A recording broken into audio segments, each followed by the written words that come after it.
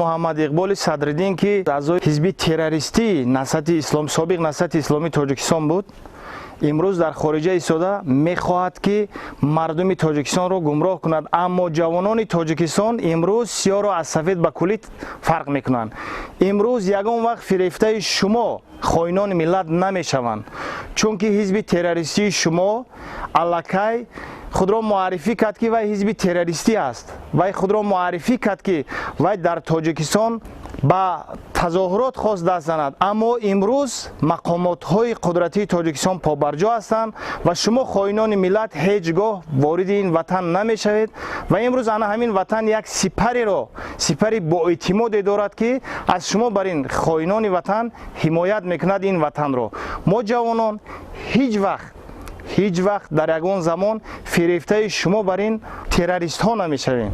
мехоҳам ки ана ҳамин муассисаҳое ки ана ҳамин хонаҳое ки ин қадар бо масрафи зиёд бо кадом пуле намедонам Мухаммадикболи Садриддин гирифта сохтмон кардааст, ман мехоҳам ки инҳо ба ягон муассисаҳои маишӣ, ба ягон муассисаҳои иҷтимоӣ табдил дода шавад.